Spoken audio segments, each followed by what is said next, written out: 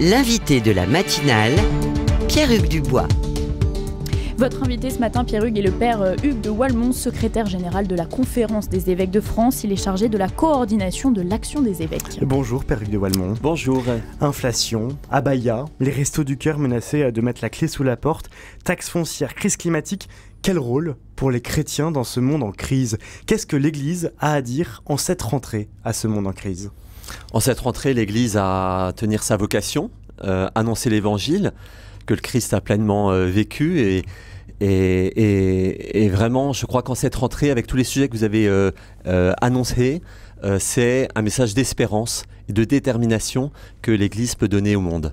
Quelle espérance, quelle détermination, sur quoi peut-on la voir ? Par exemple, je prends l'événement des Journées mondiales de la jeunesse. Pour beaucoup d'évêques et puis les 45 000 jeunes, la rentrée, elle a commencé à Lisbonne, elle a commencé au Portugal avec cette rencontre de tant de jeunes, 18-30 ans, qui se sont rendus à Lisbonne à l'invitation du pape. C'était un événement très, très, très joyeux, plein d'espérance. Une génération, vous savez, qui a été aussi marquée par le Covid, donc une génération qui a été aussi marquée par des fragilités, mais qui aujourd'hui témoigne d'une grande espérance.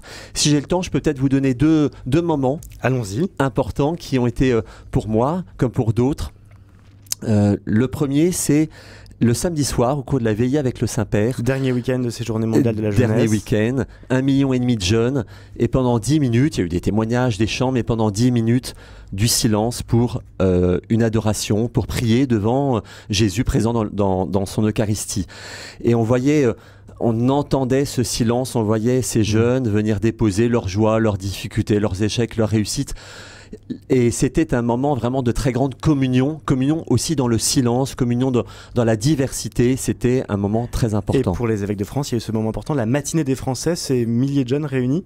Ah oui, ça a été une première, et avec là encore des témoignages de jeunes qui sont engagés au service des plus pauvres. Au cours de ces Journées mondiales de la jeunesse, un autre événement qui m'a beaucoup marqué, ça a été un dîner proposé par des associations qui accueillent des jeunes étudiants ou jeunes professionnels porteurs de handicap.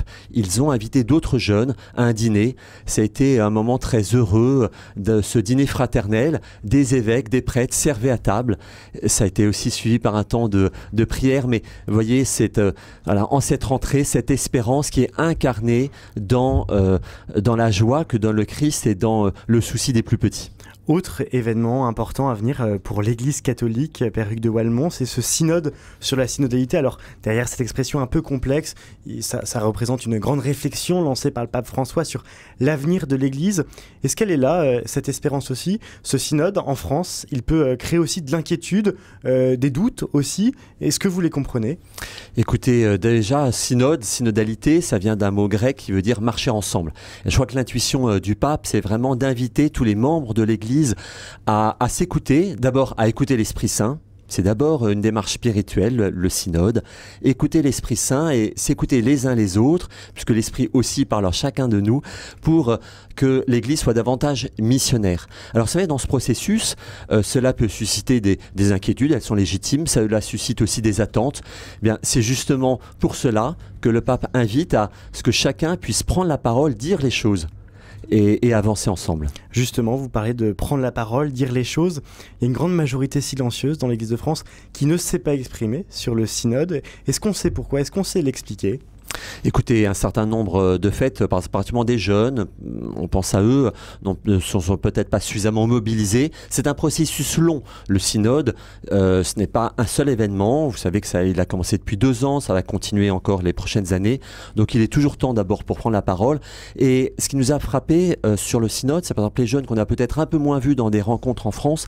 Ils étaient présents à Lisbonne, au GMJ. Et ce qui s'est passé aux Journées mondiales de la jeunesse, c'est aussi de la synodalité, c'est-à-dire c'est de l'écoute de l'Esprit Saint, c'est du discernement, c'est de l'engagement et c'est du témoignage. Il peut surprendre ce synode puisqu'on a aussi l'impression que certains fondamentaux sont remis en question dans le document de travail qui a été produit pour préparer ce synode sur la synodalité. Ordination d'hommes mariés, forme de la liturgie, gouvernance de l'Église. Que veut le pape? Que veut le pape François? Ce que veut le pape, c'est à nouveau, je le répète, c'est que le peuple de Dieu se mette à l'écoute de l'Esprit Saint pour discerner les les réponses ou les annonces que peut donner l'Église aujourd'hui. Et donc, vous avez raison, il y a ces sujets-là, il y en a aussi beaucoup d'autres. Et ce que veut le pape François, sans doute qu'il ne le sait pas lui-même. Dans un processus, on ne sait pas encore ce que le processus va aller. En revanche, ce qu'il a été très clair, c'est qu'il a dit que le synode, ce n'est pas de l'idéologie, ce n'est pas de la politique, c'est du dialogue, c'est de l'écoute de l'Esprit Saint. Le synode sur la synodalité qui fait écho aussi aux propos du pape au JMJ, une église ouverte à tous, une église para todos, pour reprendre ces mots, il l'a fait répéter aux jeunes en espagnol, para todos, pour tous, ça veut dire quoi, une église pour tous en France? Ça veut dire déjà, je crois que c'est le visage de nos églises paroissiales, c'est le visage de mouvements de scoutisme, c'est le visage de beaucoup de mouvements associatifs, c'est-à-dire c'est le souhait de s'adresser à tous. Il y a un problème d'ouverture ? Écoutez, ça peut être... il y a toujours des progrès à faire, ça c'est certain, hein, et c'est vrai que quand on est curé de paroisse, souvent on invite aussi les fidèles et soi-même à être davantage attentifs, mais je crois que vraiment la réalité de beaucoup de situations aujourd'hui, c'est de pouvoir accueillir, et c'est vraiment notre désir de nous adresser aujourd'hui au plus grand nombre, et à chacun et à chacune. Et il y a aussi le sujet du fonctionnement de l'Église. On utilise le mot de gouvernance parfois. Oui. Certains pointent du doigt le fait que cette gouvernance a pu permettre des abus sexuels et spirituels. Est-ce que le but de ce synode, c'est aussi de sortir de la logique de protection, peut-être de protéger le prêtre ou la figure un petit peu de l'Église pour mettre à jour enfin des abus sexuels et sortir de cette culture du silence? Oui, vous savez que depuis la remise du rapport de la SIAZ, il y a 2 ans, l'Église en France a pris de nombreuses décisions qui sont aujourd'hui en train d'être mises en œuvre, en particulier évidemment en repartant de l'écoute des personnes victimes pour chercher à leur proposer un chemin de reconnaissance et de réparation. Et c'est vrai que toutes les mesures qui feront que l'Église sera une maison plus sûre est évidemment très important. Lors de la dernière assemblée générale, l'assemblée plénière des évêques de France, à Lourdes, certaines victimes avaient pointé du doigt le manque d'action de l'Église. Est-ce que lors de la prochaine assemblée générale des évêques de France, qui aura lieu à Lourdes à la Toussaint, il y aura de nouvelles annonces sur ces abus sexuels et spirituels ? Écoutez, je vous invite vraiment à retrouver sur le site de la conférence ou dans vos paroisses un petit tract que nous avons édité qui montre que, en gros, la 50aine de décisions qu'ont prises les évêques depuis 2 ans, comme les religieux et les religieuses d'ailleurs de France, sont aujourd'hui mises en œuvre. Et le sujet en particulier, je prends un exemple, l'instance de reconnaissance et de réparation qui fait un travail vraiment formidable, continue évidemment aujourd'hui d'accueillir les demandes et d'y répondre.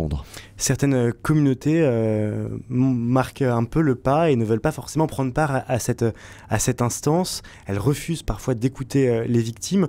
Est-ce qu'il y a des actions qui sont mises en place entre les évêques, des actions de médiation entre les évêques et ces communautés qui parfois ont du mal à prendre part à cette instance de réparation? Alors vous pourriez peut-être être plus précis dans les communautés. Ce qui est sûr, ce sont les diocèses qui sont la conférence des évêques. Les diocèses, eux, sont engagés, sont déterminés. Et effectivement, il peut y avoir du dialogue avec certaines communautés pour les inciter. Maintenant, l'autorité et le pouvoir de l'évêque, il est pas tout puissant aussi. Et pour des communautés qui se disent indépendantes, les évêques sont parfois ne peuvent pas agir. Nous sommes avec le père Hugues de Walmont, le secrétaire général de la conférence des évêques de France.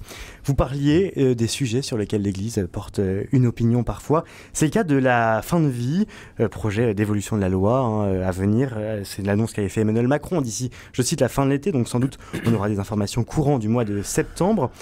Comment l'Église peut encore faire porter sa voix sur ce sujet où une majorité de Français dit vouloir une évolution de la loi?